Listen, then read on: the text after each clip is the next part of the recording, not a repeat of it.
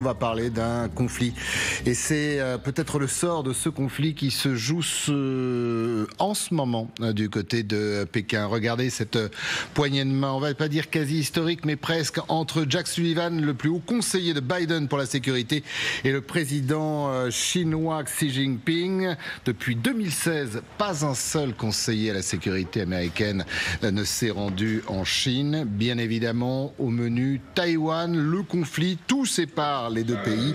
Et pourtant, vous allez l'entendre, l'heure serait, je dis bien serait, à l'apaisement. Écoutez. Dans ce monde changeant et turbulent, les pays ont besoin de solidarité et de coordination, et non de division ou de confrontation. Les peuples veulent de l'ouverture et du progrès, pas de l'exclusion ou de la régression. En tant que deux grands pays, la Chine et les États-Unis devraient être responsables de l'histoire, des peuples et du monde, et devraient être une source de stabilité pour la paix mondiale et un moteur pour le développement commun. Alors, nous sommes avec Emmanuel Véron. Bonjour, merci d'être avec nous. On le sait, peut-être plus d'ailleurs que partout ailleurs en Chine, l'image est importante, le symbole est important. Il y a discours, les mots, on va y revenir bien évidemment. Il y a aussi cette poignée de main, Jack Sullivan, qui n'est que, pardonnez-moi, mais que le conseiller à la sécurité de Joe Biden. Et de l'autre côté, vous avez quand même le tout-puissant président chinois, l'un des maîtres du monde. Ça veut dire quelque chose ?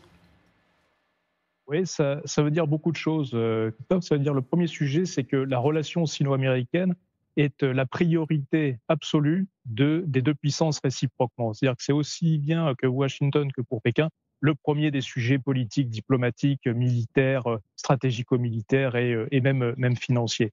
Ce qui est intéressant dans ce sujet, c'est qu'on a une succession depuis plusieurs mois, maintenant peut-être plusieurs années, tout au long du mandat de Joe Biden, des émissaires diplomatiques ou techniques qui se rendent à Pékin, donc sur le territoire chinois, et non le président Biden lui-même. Ce qui en dit long sur cette relation compliquée, cette relation de forte indépendance qui est dans une logique de paix armée quelque part. Et donc on a ces émissaires américains qui se succèdent, parfois des opérateurs privés, puisqu'on avait des géants de Californie qui s'étaient rendus à Pékin pour parler avec les autorités chinoises. Là, on a la diplomatie publique de la Maison-Blanche, la diplomatie publique américaine, qui se rend à Pékin pour discuter des grands sujets de tension, de friction et de possibles, et je dis bien possible avec beaucoup de guillemets, coopération, échange avec la puissance chinoise. Est-ce qu'il y a réciproque, Emmanuel Véron? Parce que là aussi, l'image est importante. Ce sont toujours les Américains qui se rendent à Pékin. Est-ce que d'un autre côté, vous avez des Chinois qui se rendent aux États-Unis, à Washington ou ailleurs, pour la même chose d'ailleurs? Absolument. Absolument. C'est un degré de médiatisation qui n'est pas forcément le plus élevé, mais on a en permanence des délégations chinoises de différents niveaux, de différentes natures, qui échangent avec leurs homologues américains dans une diplomatie de premier plan ou des diplomaties parallèles moins affichées, plus discrètes. Mais cependant, rappelons-nous quand même une visite de Xi Jinping, non pas en bilatéral, visitant Washington et Biden, mais dans un cadre plus multilatéral de l'association Asie-Pacifique en Californie l'année dernière. C'était une façon de se rendre sur le territoire américain sans pour autant placer le discours dans une logique bilatérale Washington-Pékin. Jack Sullivan, il y a quelques instants, a dit que Joe Biden suivait bien évidemment le dossier, qu'il ferait tout pour que les relations entre les deux pays s'améliorent. Est-ce que les deux patrons du monde se parlent ? Oui, en permanence. Il y a différents canaux de communication, on le disait. Ça, c'est une manière de faire passer des messages, d'ailleurs dans les deux sens, côté américain vers la Chine et inversement, et notamment dans cette année cruciale d'élection présidentielle, où je rappelle, et c'est important, Biden, pendant son mandat, alors qu'il connaît très bien la Chine pour différentes raisons, en tant que VP de mandat Obama, s'était rendu de nombreuses fois en Chine et précédemment lors de ses responsabilités politiques américaines. Donc, c'est la première fois dans l'histoire américaine, des relations sino-américaines depuis le retour des relations depuis Nixon 72 de normalisation entre Pékin et Washington, qu'un président américain ne se rendra pas sur le territoire chinois. Donc c'est en dit long, là encore, sur le degré de dégradation de la relation, mais malgré tout, l'importance et le caractère primordial d'échanger par différents canaux sur des sujets importants. Sujets stratégiques, sujets militaires, sujets de concurrence, sujets de la guerre en Ukraine naturellement, sujets du Moyen-Orient, bref, en fait, on balaye un petit peu l'ensemble du spectre international à travers cette relation sino-américaine. Vous restez avec nous, Emmanuel, vous intervenez quand vous voulez, Magali, et d'autres d'ailleurs, tous sur ce plateau. On parle dans ces moments-là des sujets qui fâchent ou pas. Emmanuel Véron vient de le dire, de l'Ukraine, on connaît le poids considérable de la Chine sur son allié, ou sur son vassal d'ailleurs, russe.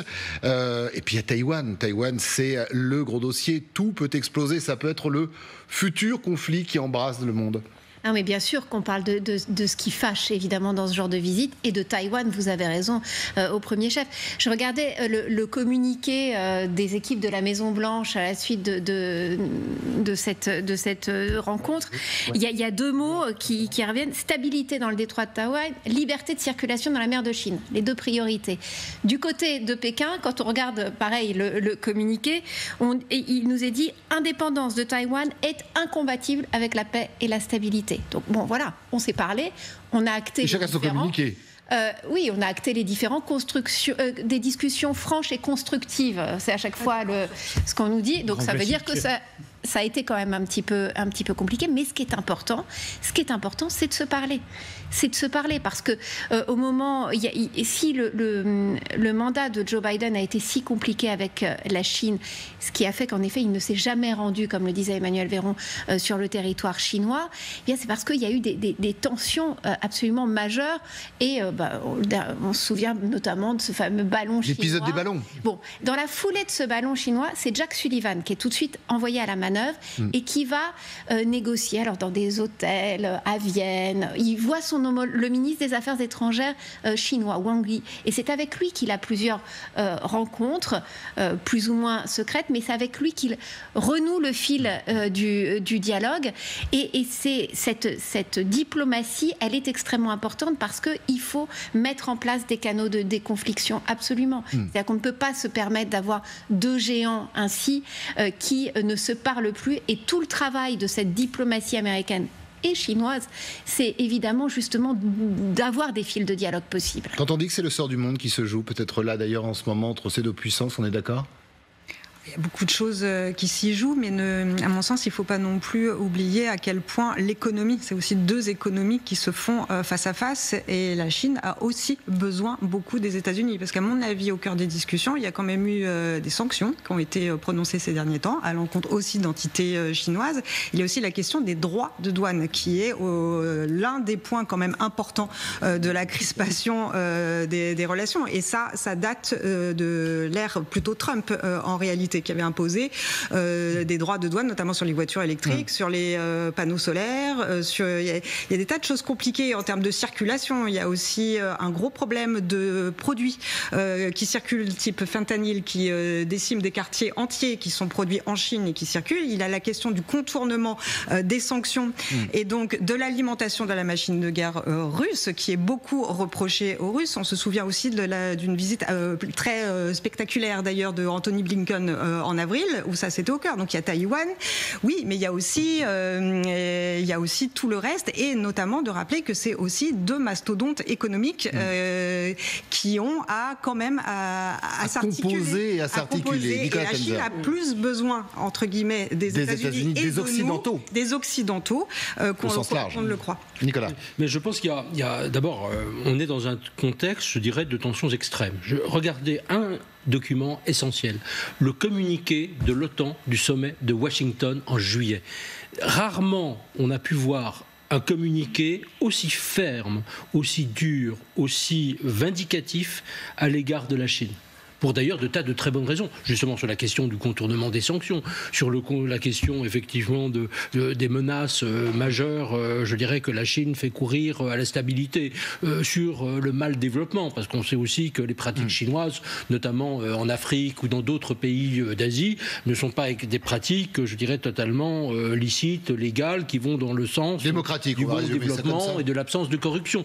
Regardez tout ce qui se passe, alors non seulement à Taïwan, bien sûr, avec les menaces sur Taïwan, mais également avec les Philippines, avec des conflits répétés avec les Philippines. Voyez les menaces sur les îles également de la zone Asie-Pacifique. C'est passé largement un peu à travers les médias. Oui, qui sont régulièrement annexés à bas bruit. Ces jours-ci, vous avez un grand sommet auquel d'ailleurs participe la France, l'Australie également, avec un certain nombre de pays de la région Pacifique, un certain nombre d'îles, pour contrer aussi la menace chinoise, les incursions policières, la politique d'influence. L'annexion. Voilà, et l'annexion. Donc vous avez ça. Et puis derrière, vous avez ce grand débat qui concerne autant l'Union européenne que les États-Unis, ce fameux débat de ce qu'on appelle parfois le découplage, ou pour reprendre les termes d'Ursula von der Leyen, de dérisking, dérisquage, pardon pour le néologisme, qui consiste à dire de quelle manière est-ce que nous pouvons nous affranchir de Pékin en termes de dépendance. Parce que imaginons un conflit avec Taïwan.